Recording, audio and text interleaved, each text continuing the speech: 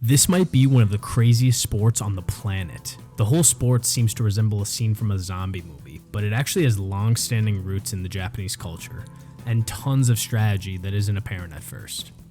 So, let's talk about the wild sport of Bo-Taoshi. Bo-Taoshi is a game that is a bizarre mix of capture the flag, rugby, and UFC, all tied into one beautifully chaotic game. The teams can be as big as 150 players on each team. Yeah, you heard that right, 150 players on each team, and outright violence is the cornerstone of the sport. The purpose of the game is simple at its core. It is to knock down your opponent's pole before the other team can. The origins of the sport are somewhat unknown, but it is clear that the game became popularized as a military drill in Japan's military academy, the National Defense Academy, and quickly spread across the country to high schools and elementary schools. Unlike traditional high school sports that have a season spanning across several months, Bo-Taoshi is only played at a school's sports festival once a year. The tradition and strategies are passed down from school year to school year, and taking home the winning title is something the students take very, very seriously. In Bo-Taoshi, there are two teams of 150 players each, supporting 75 defenders and 75 attackers. The 75 defenders surround a 12-foot high pole in a large circle, and 75 attackers charge the pole. 90 seconds to 2 minutes are put on the clock, and when the game begins, the attackers rush the opposing team's pole while the defense tried to hold them off. The goal is to bring the pole down to 30 degrees before the other team can bring theirs down. And that's pretty much it. However, the game is more complicated than you might imagine.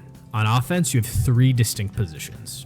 You have pole attackers, who are in charge of taking out the guy on the top of the pole and using their own weight to bring the pole down. Scrum players will act as a human bridge for the pole attackers so they can leap over the defense and get easier access to the pole. Then you have general attackers, and these guys pretty much act as the goons for the attackers, and all they do is add to the chaos for the defense, and they also try to open up a clear path for the pole attackers and the scrum. On the other side, the defense have their own distinct positions to try and combat the attack. Pole support have the simple job of holding the pole upright. Then next to pole support, you have the barrier.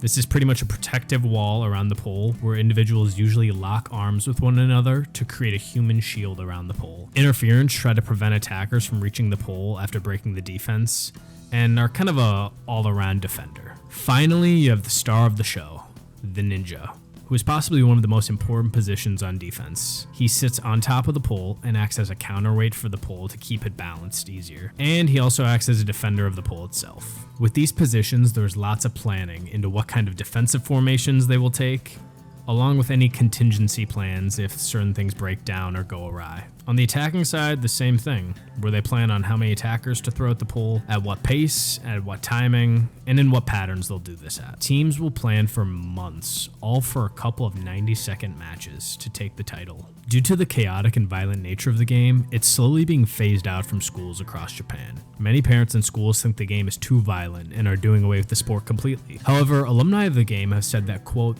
fighting shirtless in close quarters broke down barriers and built bonds. And if you have ever played a contact sport, you know that the bond you feel with the other people you're going to war with is a real thing and can create friendships that last a lifetime. So what do you think? Should we bring Bo-Taoshi over to the US? Or is it best kept over there in Japan? Let me know what you think in the comments below, and make sure to leave a like and subscribe for more sports videos to come.